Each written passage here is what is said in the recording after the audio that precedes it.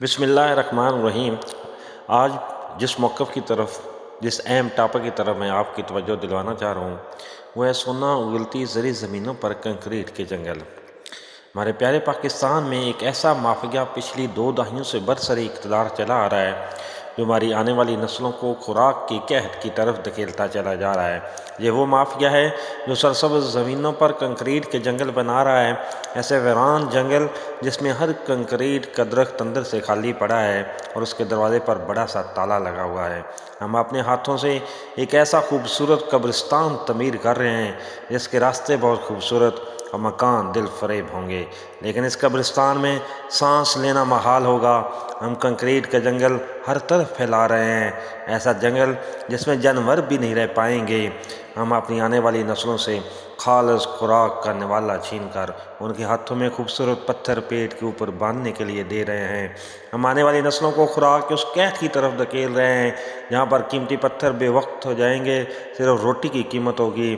یہ خالص روٹی غذا جو تم آج پتھروں میں تبدیل کر رہے ہو، یاد رکھنا یہ پتھر کل آپ کے بچوں کا پیٹ نہیں بھر سکیں گے۔ میں جب لاہور میں نظر دوڑاتا ہوں تو روح کانپ جاتی ہے۔ لاہور کے آس پاس سونا اگلتی زرعی زمینوں جیسے لاکھوں ٹن گندم، چاول، خالص سبزیاں پیدا ہوتی تھیں، وہاں اب کنکریٹ کے جنگل اگا دیے گئے ہیں۔ سیلاب کی طرح پھیلتی ہاؤسنگ سوسائٹیاں زمین کو نگلتی جا رہی ہیں۔ تحصیل رائے گنج لاہور کی سب سے زرخیز زمین والی تحصیل تھی، لیکن اب رائے گنج شہر تک سب کچھ اس خوفناک طوفان میں بہہ چکا ہے۔ رائے گنج روڈ پر ہر طرف زرعی زمینوں کی تباہی ہو چکی ہے۔ رنگ روڈ سے آگے چند زمین بقایا تھی، اب لینڈ مافیا وہاں پر اپنے پنجے گاڑ چکا ہے۔ Zaitoon City, King Town, Lake City, Khayaban Amin, Burki Land, بیریا EMC، Safari Garden, LDA City اور فیروز پور روڈ کے دونوں طرف تباہی کا یہ طوفان۔ لاہور شرق پور روڈ پر شیخ پورہ کی زرعی زمینوں پر آباد ہوئے یہ کنکریٹ کے جنگل اور اب کالا شاہ کاکو سے گوجرانوالا کی طرف پھیلتا یہ خوفناک طوفان آنے والی 10 سالوں بعد لاہور کے 2 کروڑ انسانوں کو ان محل نما گھروں کے درمیان تازہ ہوا اور خالص دودھ روٹی کی قحط کی طرف دھکیل رہا ہے۔ ہم ساری قوم بھیڑ چال کا شکار ہیں، جس کام میں بھی وقتی فائدہ نظر آتا ہے اسی طرف چل پڑتے ہیں۔ تو اجتماعی طور پر پنجاب کے ہر ضلع میں لینڈ مافیا اسی کام پر لگ گیا ہوا ہے۔ اور یہاں پر ایک سوال بہت اہم ہے، کیا ہمیں واقعی رہنے کے لیے اتنے گھروں کی ضرورت ہے یا ہم خریدار بھی بھیڑ چال کا شکار ہیں؟ تو بات بہت واضح ہے۔ آپ کسی بھی بڑی سوسائٹی میں چلے جائیں، آپ کو گھر خالی نظر آئیں گے۔ گھر والے یا تو اپنے آبائی گھر میں رہتے ہوں گے یا بیرون ملک مقیم ہوں گے۔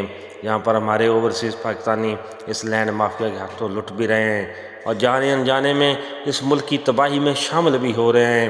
ہر نئی لانچ ہونے والی سوسائٹی میں فیل سے لے کر پلاٹ اور گھر تک زیادہ خریداری اوورسیز پاکستانی کر رہے ہیں اور منافع لے کر آگے فروخت کر دیتے ہیں۔ ضرورت اتنے گھروں کی نہیں جتنے بنائے جا رہے ہیں، صرف کاروبار کیا جا رہا ہے اور اس میں شریک ملک کے اب تمام سرمایہ دار شامل ہو چکے ہیں۔ وہ سرمایہ دار جن کو انڈسٹری لگانی تھی وہ اب اپنی ہاؤسنگ سوسائٹی بنا رہے ہیں۔ وہ جنہوں نے دوسری فیکٹری لگا کر ملک کا فائدہ کرنا تھا وہ زرعی زمین برباد کر کے اپنی سوسائٹی کا نیا فیز لانچ کر رہے ہیں اور یہ قیمتی زمین سرمایہ داروں کے ہاتھوں میں کھنچتی چلی جا رہی ہے۔ کسان پیسوں کے لالچ میں یا بلیک میل ہو کر سونا اگلتی زمین فروخت کرتے جا رہے ہیں۔ زرعی زمینوں پر محنت کر کے کمانے والے کمرشل پلاٹ کی فیل لے کر اس پر پلازا بنا کر پلاٹوں میں گھومنا شروع ہو گئے ہیں اور پیچھے ویگو ڈالوں میں 5 گن مین بٹھا کر روڈ پر پیٹرول چلا رہے ہیں۔ یہ وہ عصیب ہے جو آنے والے سالوں میں پورے ملک کو نگلنے جا رہا ہے۔ آج اگر کوئی دشمن ملک ہماری زرعی زمین خریدنا شروع کر دیتے تو یہ لینڈ مافیا کی ساری زمین ان کے ہاتھوں فروخت کر دیتا اور خود جا کر دبئی میں بسیرا کر لیتا۔ ہم ساری قوم پراپرٹی ڈیلر بن چکے ہیں۔ ہمارا ہر ادارہ پراپرٹی کا کاروبار کر رہا ہے۔ ہمارے ہر سرکاری دفتر میں نیب کاسٹ سے لے کر سیکٹری تک سارا دن پلاٹ خرید اور بیچ رہا ہے۔ ہم ساری حکومتیں پراپرٹی ڈیلروں کے سارے آ اور جا رہی ہیں۔ ہمارا کوئی دشمن ہم سے اپنے چند پراپرٹی ڈیلروں کے ذریعے پورا ملک خرید سکتا ہے، نہ جنگ کی ضرورت اور نہ میزائل کی۔ اب تو حالات اس حد تک پہنچ چکے ہیں کہ کوئی بھی بڑے سے بڑے بیٹھا شخص پراپرٹی کے کاروبار یا ہاؤسنگ سوسائٹی کو ریگولیٹ نہیں کر سکتا۔ ملک کا پورا نظام ہائی جیک ہو چکا ہے، آپ ان کو روک نہیں سکتے۔ یہ اپنے راستے میں آنے والی ہر رکاوٹ کو پلاٹ اور فائل کی سیڑھی سے سر کرنا سیکھ چکی ہیں۔ یہ ایسے سر نہیں ہوتے، ان کے پاؤں سے نیچے سے زمین کھینچ لیتے ہیں اور زمین نہ ملے تو عزت زمین میں ملا دیتے ہیں۔ یہ ملک پراپرٹی ڈیلروں کے اسیب میں جکڑا جا چکا ہے۔ یہ کنکریٹ کے جنگل، یہ زمین نگلتے جا رہے ہیں۔ خوراک کا قحط اس قوم کا مقدر بنتا نظر آ رہا ہے، کیونکہ اس ملک پر اب کنکریٹ کی حکومت خوراک کے قحط تک قائم رہے گی۔ اب اگلا سوال یہ ہے کہ اس مسئلے کا حل کیا ہے؟ تو سب سے پہلے گورنمنٹ کسی بھی بڑے شہر سے منسلک کسی بھی زرعی اراضی پر کسی بھی نئی ہاؤسنگ سوسائٹی کو کسی صورت میں اجازت نہ دے، نہ ہی موجودہ کسی سوسائٹی کو اپنے سے ملکہ نیا فیز لانچ کرنے کی اجازت دے۔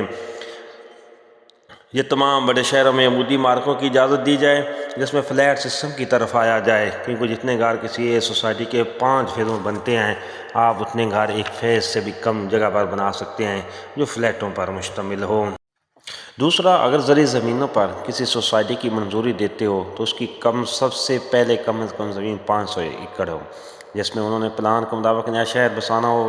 اس زمین میں 50% پر کنکریٹ کی اجازت ہو اور باقی 50% پر زرعی کاشت لازمی ہو، اور یہ طے ہو کہ سوسائٹی کے مکینوں کو گندم، چاول، سبزیاں اور خالص دودھ سوسائٹی کے مالکان مہیا کرنے کے پابند ہوں گے۔ اس نئی سوسائٹی کو یہ چیزیں باہر سے منگوانے کی بالکل اجازت نہ ہو۔ یہ سوسائٹی اتنی سڑکوں پر طے شدہ فارمولے کے مطابق درخت لگانے کی پابند ہو۔ سکول، ہاسپٹل، کالج اور ضروریات زندگی ساری اس کے اندر موجود ہوں۔ اگر اس پابندی کی طرف نہ آئے تو خالص غذا ناپید ہو جائے گی۔ خالص دودھ کی جگہ آپ کے بچے یوریا کھاد اور سرف والا پانی دودھ کی جگہ پئیں گے۔ کینسر عام ہو جائے گا، زندگی مشکل ہو جائے گی۔ وقت سے پہلے ہم سب کو اس طرف بڑھنا چاہیے، یہی ہمارے آنے والی نسلوں کی بقا ہے۔ اللہ تعالیٰ ہم سب کا ہمیں ناصر ہو، اور اللہ تعالیٰ ہمیں ہدایت دے اور ہم اس عمل کی طرف بڑھیں اور اپنی آنے والی نسلوں کو اس تباہی سے بچا لیں۔ آمین۔ پاکستان زندہ باد۔